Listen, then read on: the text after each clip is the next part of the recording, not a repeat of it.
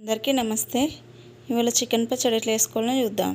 Gas వెలిగించి ఒక గిన్నె పెట్టి 1 కిలో అంత చికెన్ తీసుకొని ఈ గిన్నెలో వేసి మంచిగా చికెన్లో మొత్తం వాటర్ పోయేదాకా ఇట్లా వేయించుకోవాలి. చికెన్ని ఇట్లా గ్యాస్ మీడియం ఫ్లేమ్లో పెట్టి మంచిగా వేయించాలి. చికెన్ ఇట్లా వేయించిన కొద్దీ వాటర్ వస్తూ ఉంటాయి. ఆ వాటర్ మొత్తం ఇంకేదాకా చికెన్ని మంచిగా మీడియం ఫ్లేమ్లో పెట్టి మంచిగా గోలియాలి. ఇట్లా అయిన చికెన్ని పక్కకు పెట్టుకుందాం.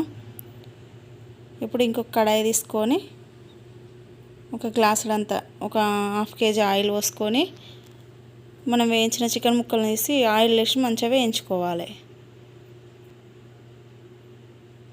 ఇట్లా చికెన్ పీస్ మొత్తం మంచిగా కలర్ చేంజ్ అయ్యేదాకా వేయించుకోవాలి. ఇట్లా వేయించిన చికెన్ ముక్కలను తీసి వేరే గిన్నెలో తీసుకోవాలి. మిగతా చికెన్ని కూడా అట్లనే మంచిగా ఫ్రై చేసుకొని గిన్నెలో తీసుకోవాలి. ఇప్పుడు మిగిలిన ఆయిల్లో 2 టేబుల్ స్పూన్ల అల్లం వెల్లిపాయ పేస్ట్ మంచిగా ఫ్రెష్గా దంచింది వేసుకోవాలి. ఫ్రెష్గా దంచింది అయితే మంచిగా స్మెల్ ఉంటుంది, మంచి టేస్ట్ వస్తుంది.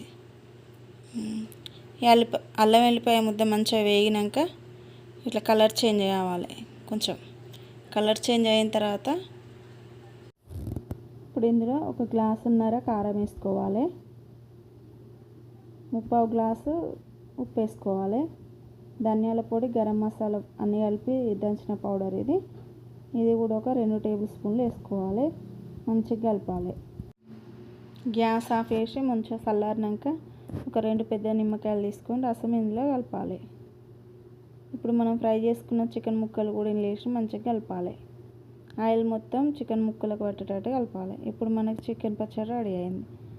2 రోజుల తర్వాత అయితే చికెన్ పచ్చడి మంచి టేస్ట్ ఉంటుంది. Thank you for watching.